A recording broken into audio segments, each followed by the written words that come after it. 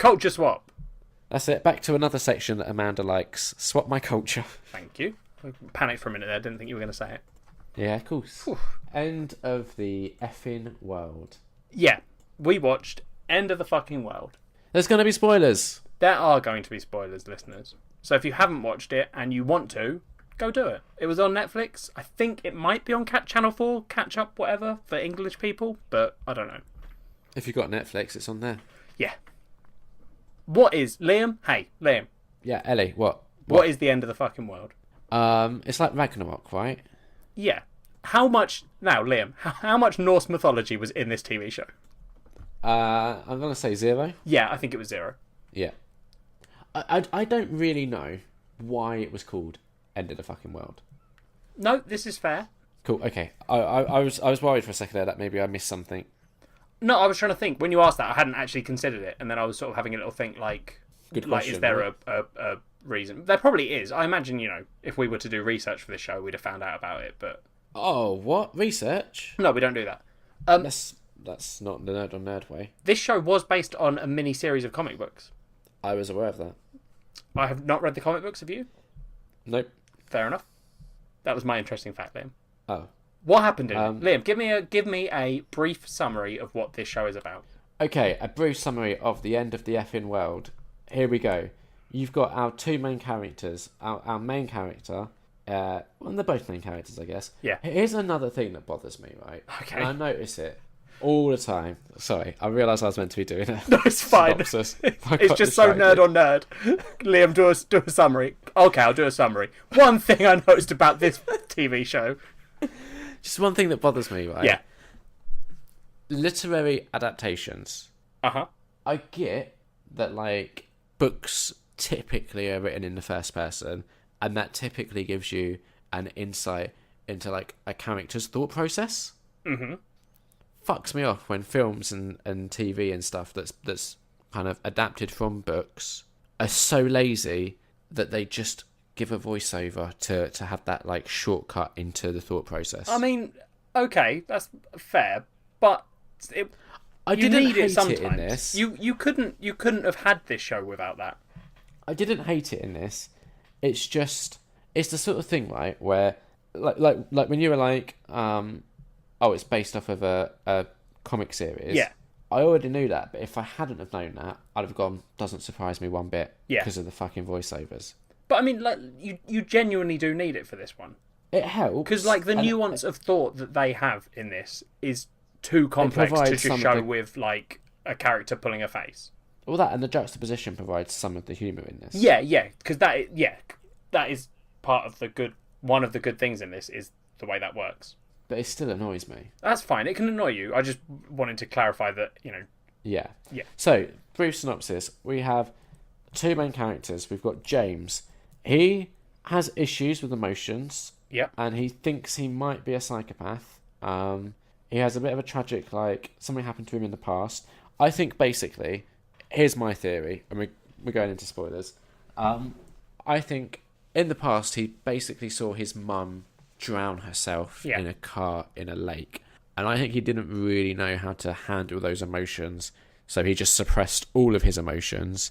And kind of, like, thought he was psychopathic, but actually was just kind of, like, dealing with this horrific thing he witnessed when he was a kid. Yeah, I don't know if that's a theory. I think that is what you're meant to assume. Yeah. So he throughout his life, you see, like, flashbacks where he's basically killed, like, animals to try and feel something.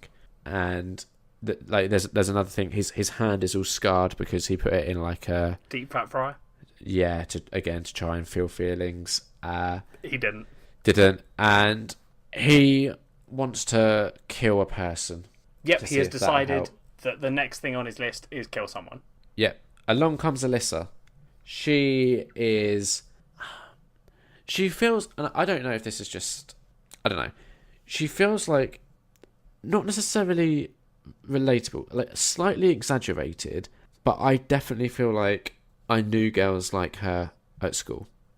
Yeah, well, it's that, like, trying to grow up a bit too fast kind of thing. Like, I don't think it's necessarily trying. Sorry, not trying to grow up necessarily. thinking that you're trying to go up too far. So being really like, oh, I'm so open about sex and I think that's so happy to swear and all that sort of but thing. But that's all from the, like, because it's not a case of her, like, I don't know, trying to do it sounds weird, because she's not, like, it's kind of being forced on her by the fact that her mum and dad split up years ago. Yeah. Her mum has got a new husband recently. Her new husband actively hates her. Oh, he's a dick. He hates her and is also weirdly sexual to her. Like, doesn't actually do anything that we see. But no, but there's there are scenes where he's, like, staring at her ass and stuff. Yeah. So, like, and so I think it's that like, she's grown up fast because... Yeah, but there's also, like, an element of bravado there as well. Oh, yeah, no, definitely. But what I meant was, I don't think she's trying to do that. I think it's like how James thinks he's a psychopath. I think Alyssa thinks she thinks she's an nymphomaniac. Except she doesn't, because she hasn't had sex, so she's pretending she's a nymphomaniac. Yeah, there we go then. But which, in the same way, is James kind of pretending he's a psychopath, right? Yeah, kind of. Well, I don't know. It feels different because James is actively doing stuff about it. Like, to all the evidence for James, I can see why he thought he was a psychopath. Yeah. Whereas Alyssa, because she hasn't...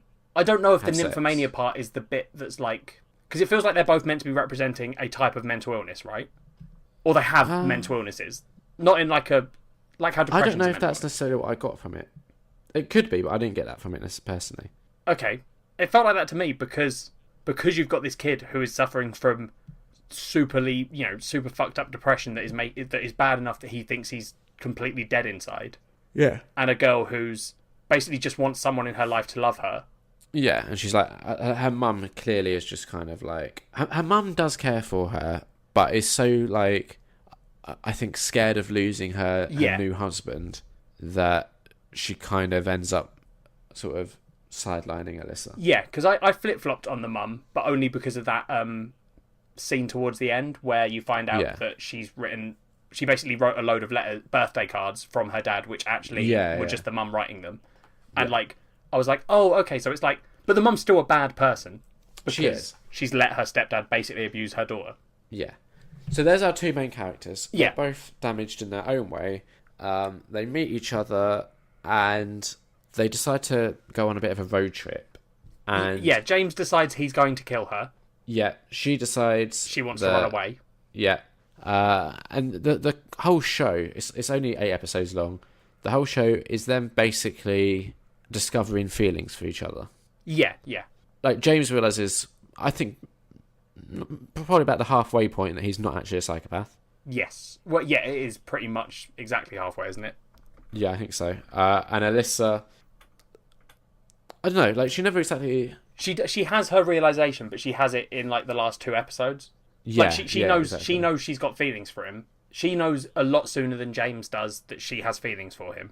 Yeah. Because in her, like, monologues, she talks about how she actually feels safe with him and stuff. Yeah. Which is juxtaposed with his thoughts being, I'm going to kill this girl. Yeah. But then, like, it's right at the end where she has her, like, her realisation about life. Where she's like, oh, my mum wrote those cards, so I shouldn't have hated her like I did. Or maybe, you know, it's not quite as clean cut as I thought. And my dad is kind of a useless twat. Yeah. And there's also quite some quite dark moments in the show. So at one point, James gets molested by a guy that gives them a lift. Yep. And Alyssa's a bit taken aback by that because she walks in on it. Yep. And she's like, why did you let him do it? And James is like, I don't know. Yeah, he doesn't really have a good answer. He just lets these sorts of things happen. Yeah, he just sort of freezes up. Yeah. Alyssa nearly gets raped. By a murderer. Who James then kills. Yeah, which is the moment James realises he isn't a psychopath. Yeah. Because he's like, oh shit, that was actually horrible and I didn't like it. Which is, so, yeah, I mean, it's not the lightest of shows. No, it's weird because it does have funny stuff in it. Yeah, but it's dark. It is dark, and it's like an emotional story. Yeah. Yeah. You've also got Gemma Whelan in it, who is in Game of Thrones. Yep, she's Thingy Greyjoy. Yara. Yeah. Playing a lesbian in this. Yep, she's a lesbian police officer who is on the case trying to track down... Basically, it starts as them... Do they join when the murder happens? Yeah. Yes, they do, yeah. They're trying to track down whoever killed this guy. So some context for that. James and Alyssa basically, what's the right word? Break into someone's house. Yeah. That isn't there to spend the night. During that time, Alyssa kind of meets this other guy and decides to try and make James jealous, I'm guessing. Yeah, she tried to have sex with James. Yeah. And then he says, "Can we wait?" or something. Yeah. And then she just takes that as him not wanting her. So she meets up with a guy and tries to fuck him. And then decides that she doesn't want to. Yeah. While that's happening, James discovers that the owner of the house they're in, has like a secret collection of like videos and pictures of girls that he's abused, tortured, murdered. Yep. Before they kind of all leave, the guy comes back, traps Alyssa, James kills him, and they try and leave the crime scene in a way that's a bit like, look, this guy wasn't the best, and they leave those pictures out that were found. Yeah. Except the guy's mum is the one that finds the body, and she burns all the pictures before the police get there. Yep. Which I said to Kat, do you think your mum would do that for you? And Kat was like, oh, I'm not sure, but your mum definitely would for you. Yeah, I can see that. I think your mum would. I'd hope so. What about your mum? I'd like to think my mum would turn me in. Really? Yeah, I hope so. Mate, I hope if it turned out you were a serial killer killing women, I hope your mum, or anyone, doesn't have to be women, if you were a serial killer killing people and your mum found out, I'd hope she'd turn you in. Yeah. Because that's bad if she would just let a serial killer roam the world. No, it is bad. That's true. It's too late now. You've already said it. You're going to try and worm out of it with your little psychopath brain. Yeah. No, I just watched it and I was like, yeah, I could see my mum doing that. Yeah, I can see it too. And it's not necessarily... I think the thing is, while it is bad, the whole point of them doing that is it's like, oh, I love my child so much that I'm going to try and like protect them from even the bad thing they did themselves, sort of thing. Yeah, that's definitely what they're showing. It's just the most fucked up version of that. Oh yeah, incredibly so. Yeah. So that they kill these people, and then these two police officers who are on that case, and who also have had a bit of a little affair. Yeah, they turn up and try and solve the murder. Yeah. Then you also get Eunice and Terry. Eunice trying to like figure out where their relationship is. Yeah. Because she's like, we had a one night stand or whatever. I want to carry on, and the other police officer does not. Like I personally I don't know what that storyline added to the show. I thought it was good. It never really felt particularly... I didn't mind it. By the end, it didn't ever feel particularly resolved. I didn't think it really added a lot. Yeah, no, it gets resolved in terms of... I think this show... I find it a little bit weird that you... I don't know, because you didn't... I'm not going to say not enjoyed it, because that always annoys you when I say that, and I do think you enjoyed this. But this is very much a coming-of-age story for three characters coming of age, including one who is already an adult, right? Okay. So... Yeah. Eunice comes of age because she, like the other two, she is trying to get someone to love her, right? Which is Terry, the other police officer. Yeah. And then her story arc resolves when Terry is basically like, hey, let's just wait a day. The kid will be 18. That's a much bigger get. We can send this kid to jail. He's a psychopath. And Eunice is like, Eunice doesn't think he is. She's like, no, he's a troubled kid. We've got to help him. And she sort of realises that maybe she shouldn't fixate on this other person and try and make them the person they want to date, and instead, no, go help this kid, do the right thing. That's the other thing, right? So Eunice kind of comes to that conclusion, but has never met the guy. Like it just, I don't know. I didn't necessarily buy that leap of logic. Well, she spoke to his dad and stuff and found out about this kid. Yeah, but I can see where the detective, I think it is Terry, where she's coming from. In that, like, if this is someone that's... Because obviously you think from the police and the facts that they've got, it just looks like a straight-up murder. It doesn't look like any sort of defence. No, because that scene that happens where Eunice says we should get him now to help him, that's after they've discovered that the guy they killed was a murderer. Was it? Yeah, because she says to the mum, if you've got any evidence, anything at all... Yeah. You need, they have the video camera. Yeah, she was like, I get why you'd want to control this, but we will find out, and it is better to control it by giving us the information. And she shows them the camera, so Eunice knows that it was that self-defense, as does Detective Terry. Yeah. So, maybe don't side with the crazy police officer that was like, no, let's arrest this kid and wait a day so that we can give him real jail. I'm not sure. Okay, but it seems weird to me. Yeah, I mean, I get what you're saying, like the whole coming of age thing, but I was very indifferent to the show. It wasn't like Everything Sucks, where I didn't really like the first episode, but by the end of the show, I just loved all of the characters. Like with this, I didn't really like the first episode, and as it went on, it got like a little bit more tolerable, but there was no point where I was like, I can't wait to see what happens next. I really like these characters. Like I never quite got to that stage with it. I really enjoyed it. So that's interesting. Yeah, because by how it sounds, it should have been the other way around. Yeah, like on paper, this sounds like more of a me thing. Yes, definitely. Like there's no space aliens in it, Liam. No, I know. It's crazy, right? Yeah, mental. I didn't particularly enjoy the ending. I liked the ending. I'm less excited because loads of people were asking about a second season. And I was like, that would completely defeat that final shot, which I think is really good. Which final shot? Where James is running down the beach and you hear all the policemen shooting at him, but you don't actually see Do you what hear happens. more than one gunshot? Yeah, they take shots while he's running, then it cuts to black, and then you hear one gunshot. Yeah. So it's open to interpretation what happens. Yeah. Okay. So what do you think happened at the end?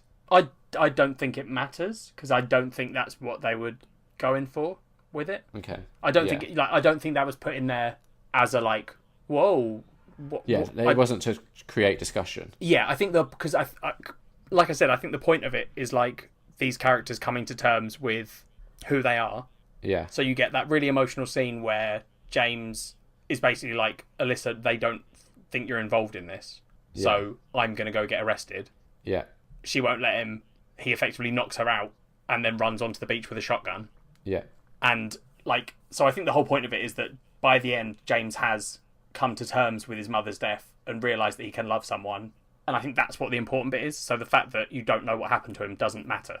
Which is why I think a second season would kind of suck, because you're defeating that. Like, what's the point? Yeah. No, I don't particularly need a second season or series.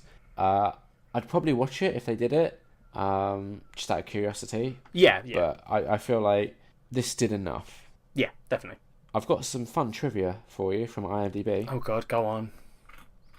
As the show progresses and James becomes more human and less psychopathic, his clothes shift from very dark to very bright, associated with his change in personality. Oh, I didn't notice that. Did you not? Nope. No.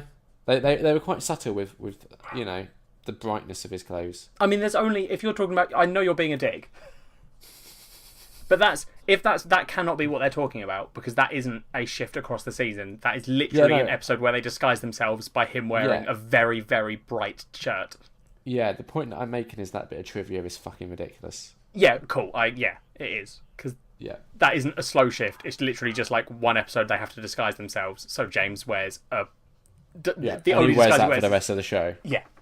That's my point. Is that got you. I thought you were trying to be a dick to me because I was saying that I hadn't noticed that.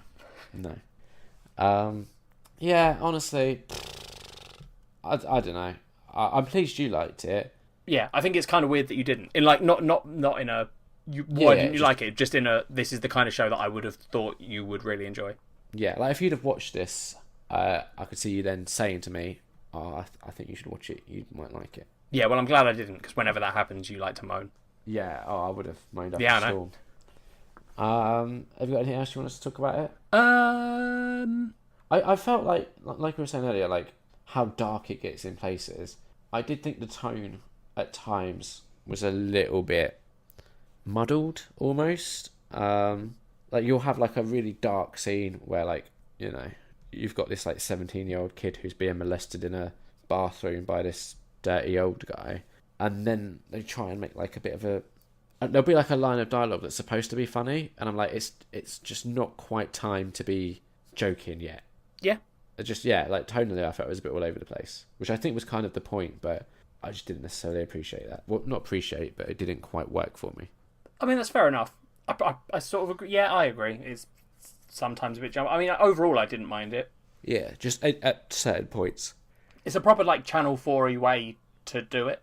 Yeah. That sort of like dark, but with comedy elements. Yeah, exactly. Out of 5? I'd probably give it a 3 out of 5. Okay. I would say 2.5 out of 5. Fair enough. Pretty average.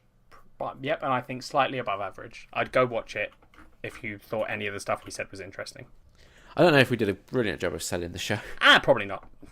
If you think the idea of a psychopath and a nymphomaniac being molested and nearly raped sounds like your cup of tea, go watch the end of the fucking world. I mean, to be fair, the start of that sounded interesting. A psychopath and a nymphomaniac. It sounds like the start of a joke. It does. Just need to walk into a bar. Next time on Nerd on Nerd. So, we teased it earlier. Yep. It's American Mother's Day. So, apparently that's something that we now need to celebrate. No, it isn't. What Liam is deliberately doing is last year, listeners, those of you who've been with us a while, will know that for English Mother's Day, we're English, we did 50 Shades of Grey because we did an episode for the mums. And all mums love 50 Shades of Grey except my mum. So, this year, we missed it. And I was like, it's a shame we missed it. We should do 50 Shades of Grey too. When's American Mother's Day? Let's do it then. And I said, that's ridiculous. Yep. We're not American. Why would we celebrate American Mother's Day? Liam only said it because he doesn't want to watch the second 50 Shades of Grey. No, that's not necessarily true. 100% true. I said I'd be happy to do it for next Mother's Day. Yeah, which we are doing. One. Well, if you remember. We are. I mean, at the end of the day, it's not something I'm particularly over the moon about doing. No, neither am I. I'm not going to remind you. I'm not over the moon about doing it. Yeah, but it's part of the fun is that we have to suffer through it, Liam. Well, there we go. So you can remember to do it then. Okay, fine. By then, the second Sunstone books might have come out, and then we can do what we did last time, where we did Sunstone after 50 Shades of Grey. Yeah. And talk about how much better Sunstone is. So much better. So much better. Anyway, so we missed that one. So yeah. I said, well, that's a shame. I really wanted to do it. I think it'd be really good. And Liam said, hey, let's meet in the middle by doing something that both of us will hate. Yeah. I mean, so how we landed at this, I had to Google something, which now is going to be forever in my Google history. Yep. Which was, in 50 Shades Darker, do you see Jamie Dornan's penis? Listeners will remember that was one of Liam's big issues with the first film. And guess what? You don't. It's going to be my big issue with the next film too, by the sounds of it. He wears sex jeans, Liam. I don't care. So I had a little think, and I was like, right, if that's my big issue, how do we address it? Mr. Grey's penis? That's what Liam said. He sat there and he said, I just need to see his penis. Christian Grey. There we go, I remember the name. Christian Grey's penis. Yeah. We've come up with a solution, haven't we? Well, you have. I'm going along with it. Yeah. But this is your idea. So, and this is all for Amanda. So, Amanda, I'm expecting you to watch along and get involved. Let us know your thoughts. Because next time, we're doing 50 Shades of Grey, a XXX adaptation. Yep. So, basically, a porn parody of 50 Shades of Grey. It's going to be a tough one, listeners. Oh, yeah, I think it's going to be very hard. Very good. Oh, yeah. How long have you been sitting on that, Liam? Just as soon as you said tough one, I was like, I don't know why you went for that word instead of hard. I was avoiding the obvious pun. I wasn't. Fair enough. It doesn't look good. We've both watched the Safe for Work trailer, available on YouTube if anyone wants to go watch it. I might tweet a link out to it once this episode's gone up, maybe. You should. That's a good idea. Yeah, go look at our Twitter. We'll have a link up for the Safe for Work trailer of this film. It doesn't look great. Doesn't, no. Because it looks a little bit like it's 50 Shades of Grey, but with porn. I mean, that is surely what you're expecting, right? I don't know. I was hoping there'd be some differences. I don't know. Maybe he doesn't wear sex jeans in this one. Oh, I don't think he does. I think they're going to come off very quickly. Yep, and the doctor is here to see you now. Oh, Jesus. Well, so yeah, if you're at home, play along. All you have to do, watch the film before we record next. Let us know what you thought.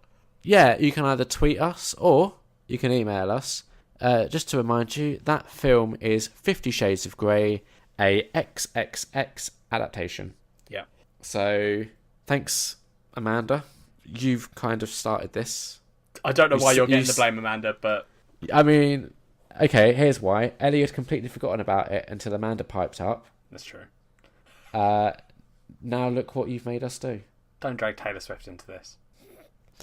If she was in it, I would have watched it by now. Okay, well, good. Jesus.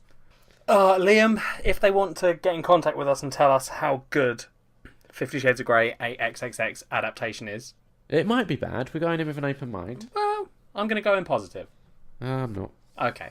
How could they get in contact? Where, say I have Twitter. Yeah. And I'm like, I just wish the Nerd on Nerd guys had a Twitter account. Oh, we do. It's at Nerd on Nerd. Oh, okay. It's real simple. Okay, what if I'm on Gmail and I'm just like, I've just written an essay about 50 Shades of Grey, XXX Adaptation, and I don't know where to send it. The beautiful thing about this, you don't even have to be on Gmail. You could be on Hotmail. This is true. On Yahoo. Any kind of email. Yeah, you could just email us, nerdonnerdpod@gmail.com.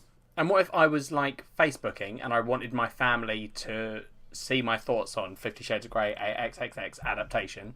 Because I don't have a podcast that some of them listen to. So, they're going to hear how I had to listen to this film. What? Sorry, I had a little breakdown there. Where can they find us on Facebook? If you just go to facebook.com/nerdonnerdpod, all one word. Easy. Sorted. Could they see it on YouTube? Not the thing, but us. Yeah. That was a bad way of phrasing it. They can find us on YouTube. Where are we on YouTube? Just search Nerd on Nerd, all one word, and I think we'll probably pop up. Hey. I think. If not, we've tweeted links and stuff. Yeah. To YouTube. Look, we're there. Find us. You can also, rate us on iTunes and review us, or comment on SoundCloud. Yeah. I think that's all the ways people can contact us. Yeah, that's pretty much it. So, no excuses. No excuses. Let us know. Let us know what? I don't know. Honestly, mate, I'm very tired. I don't know what's happened. Well, okay. Let us know your thoughts on 50 Shades of Grey at XXX Adaptation. I mean, I don't care about your thoughts on just 50 Shades of Grey. It's specifically this XXX Adaptation that we're looking for. What if someone has watched like a different porn parody of it? Then, yeah, you can tweet us about that. Cool. Have you ever seen any porn parodies in the past? The Suicide Squad one. Oh, really? Yeah. Why? Don't know. Just wanted to watch it. What was it called? I can't remember. Let me Google that for you, Liam. Oh, it's just called Suicide Squad XXX, an actual Braun parody. This is what really fucks me off. Yeah, lazy naming. Yeah, like the human sexapede, fantastic. A nightmare. No, sorry, a wet dream on Elm Street, fantastic. That is clever. The Texas Vibrator Massacre, also good. Like, there's some creative ones. We've all heard of the classics like Shaving Ryan's Privates. Yep, that would live on in legend. I mean, this one, right? Honestly, they should have done a gay adaptation and called it 50 Shades of Gay. We'd have all been fine with that. Or 50 Shades of Sex. That's not. Like, it doesn't have to be that creative. Yeah, but that's not. That was bad. 50 Shades of Grey. That's better. I'm on board with that one. There you go. And look how long it took us to come up with that. Yeah, I'll be honest. I feel like the people that made this porn parody are not going to have sat in a room for like more than 10 minutes before just being like, let's go film it. Yeah, but we didn't. That took us all of like 15 seconds. That's what I'm saying. Oh, okay. Yeah, you're right. I see what you mean. Yeah, like there's no excuse to be that lazy with your naming conventions. There's not. Is there anything that you would really like to see a porn parody of? I think you've got to go for something weird, right? Such as? I don't know. I'm trying to think. Like Princess Mononoke. I don't want to see that because that would ruin that film. Oh, Jesus, Princess Mononoke, a porn title. Yeah. Princess Wanapoke. Brilliant. Thank you. You? I think we need to... no, that's it. We end that there. Bye. Okay. Bye.